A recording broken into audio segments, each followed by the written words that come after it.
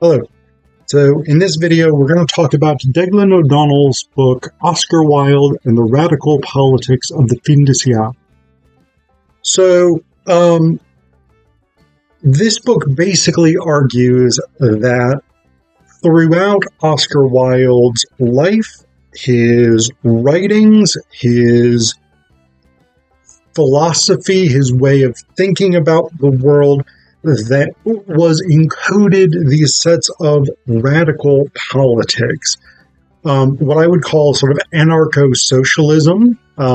Wilde himself identified as a socialist. His famous essay, The Soul of Man Under Socialism, is one of the pieces where he sort of explicitly lays out his philosophy of socialism. But it's very much an individualist-driven socialism, anti-governmental, anti-coercive. So he would very much have been opposed to, for instance, the Marxism-Leninism and then the Stalinism of the Soviet Union or the Maoism of the People's Republic of China. State socialism definitely would have been antithetical to Wilde's thought. Instead, he identified more with someone like Peter Kropotkin, the famous anarchist thinker, and especially William Morris, who was famously a sort of romantic socialist who had this sort of these ideas about like returning to a feudal society, but without the hierarchical structures that made feudalism inherently oppressive. Alongside this, O'Donnell spent a lot of time and energy focusing on Wilde's anti-colonial politics, particularly in regards to Wilde's native Ireland. And his mother, Lady Wilde, whose first name escapes me, Jane, I think, but who wrote under the pen name Speranza. She was very, very, very definitely an anti-colonial Irish nationalist. She very much supported the cause of Irish liberation, Irish freedom from British rule, and that really strongly influenced Oscar throughout his life. He was a continual supporter of Irish independence, whether that was in terms of like the movement toward home rule, whether that was in terms of a much more radical, complete break with the British Empire as such, etc., etc. All of these things, O'Donnell argues, are inherently connected for Wilde to his aesthetic philosophy, his aestheticism, because one of the central contentions of aestheticism is individual freedom from the capriciousness and the coerciveness of society, that it is a philosophy in which one self-generates, right? One lives one's life as a work of art, right? This is the sort of central tenet of aestheticism. Art for art's sake, but also that one creates oneself, and everything one does is meant to be beautiful. And that requires a certain degree of independence, creativity, freedom from convention, etc., etc., especially for somebody like Wilde, who very much challenged conventions. So, one of the things... So, the book itself is broken up into several different chapters, which primarily focus on some of Wilde's major works. The first body chapter after the introduction is Anti-Colonial Wilde, about his specifically Irish nationalist views, but also his broader sort of anti anti-colonial stance, anti-imperial stance, his opposition, for instance, to British control in India and places like this. The second body chapter talks about his play Vera, or The Nihilists. The third talks about the soul of man under socialism, one of Wilde's famous philosophical essays. Chapter 4 is about Wilde's fairy tales. 5 is about the picture of Dorian Gray. 6 is about the importance of being earnest. 7 is about some of his major poems, De Profundis and the Ballad of Reading Gaol, primarily. And then the conclusion is about Wilde as a revolutionary. But in the introduction, O'Donnell lays out a number of his arguments for Wilde's radicalism, right?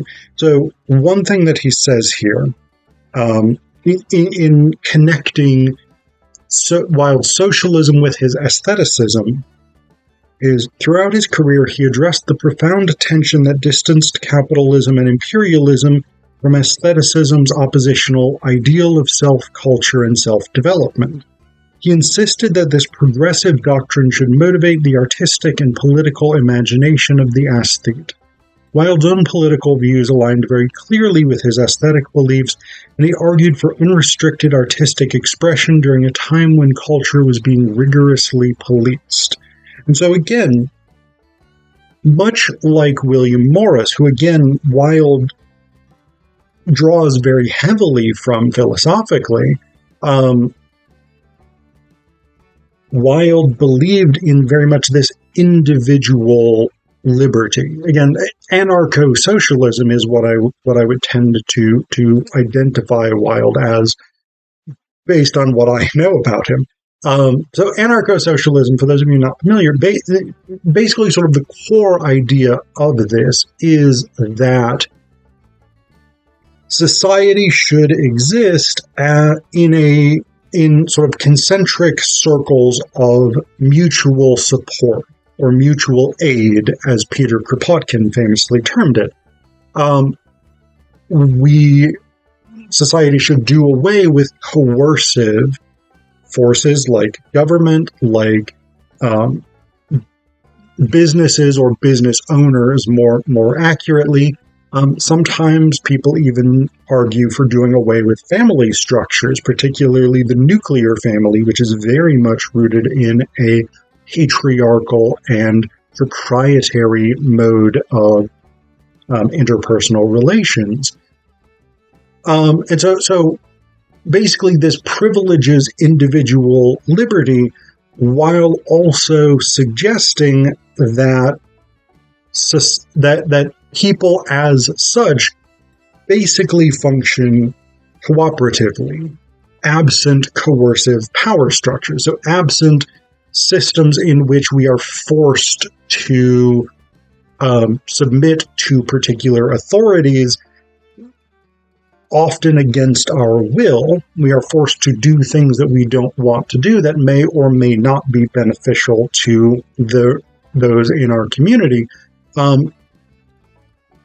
Absent those structures, the anarcho-socialist would argue, people will naturally come together to support one another, to share resources, to ensure the stability and the functionality of our communities in ways that are designed to benefit everybody.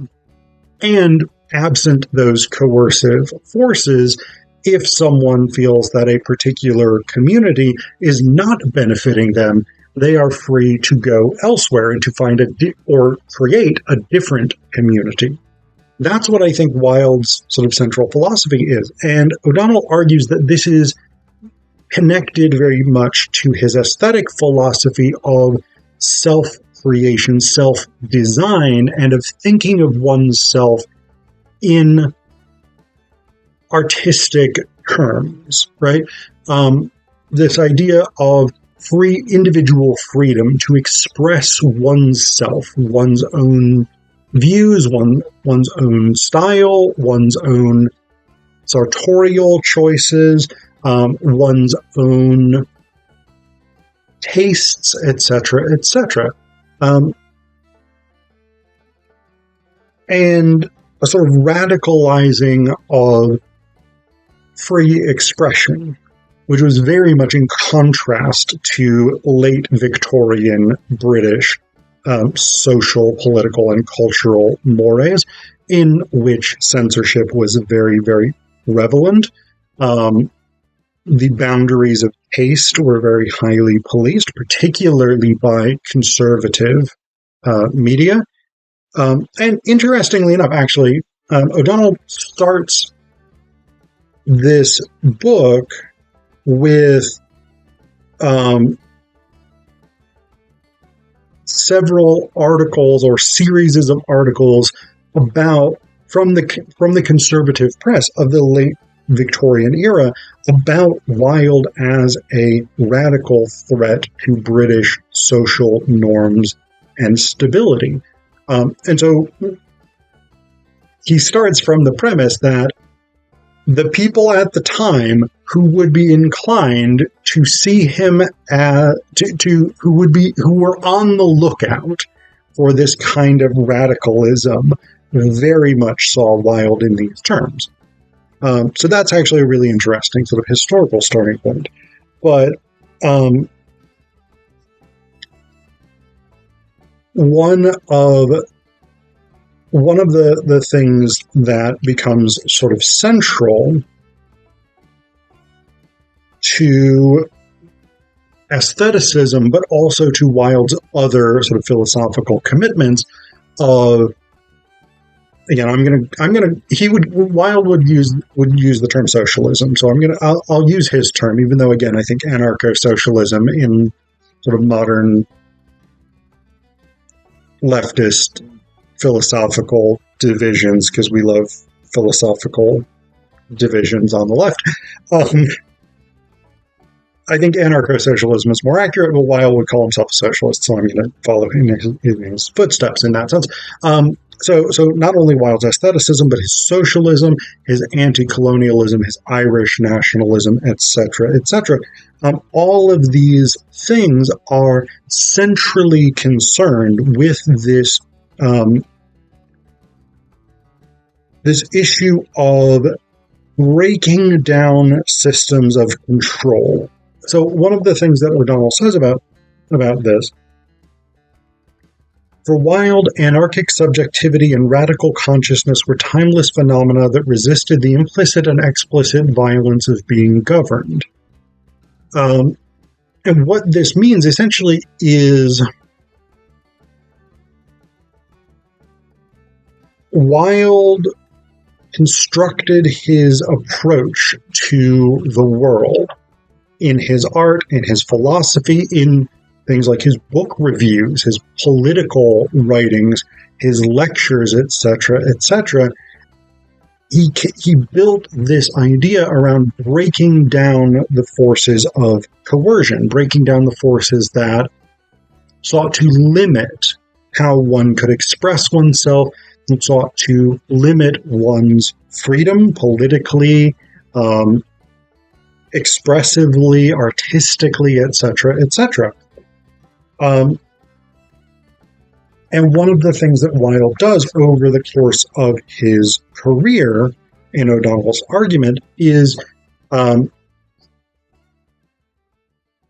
he modulates his tactics in different places and at different points in order to try and reach the broadest audience possible.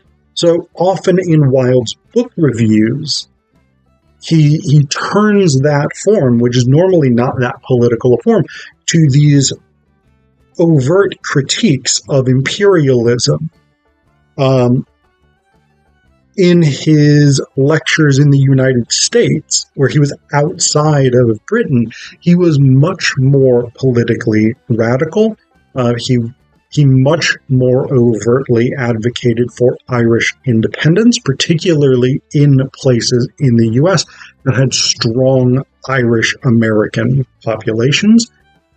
Whereas when he was in the United Kingdom, that political rhetoric and that sort of radical anti-colonialism was much more subtle and much more toned down because there would be political consequences for it. But he also shifts the type of approach he takes to his major works. Because his first play, Vera or the Nationalist, Vera or the Nihilists, which I think is the proper name of it, was never actually performed. It was regarded as too political. But what O'Donnell argues here is that especially after that failure in 1883, he says, conscious of the dangers posed to anti-colonial writers, Wilde included his rebellious ideas within the broader framework of aesthetic discourse, facilitating a safer distribution of his Republican and socialist thought. And that's Republican, small r Republican, not American Republican Party, but Republican in advocating for an Irish Republic independent of the United Kingdom. And so again, Wilde was this very, very savvy writer and thinker and political, cultural philosopher who combined these various ideas of socialism, anti-colonialism, aestheticism into this very anti-authoritarian, pro-individual liberty life philosophy.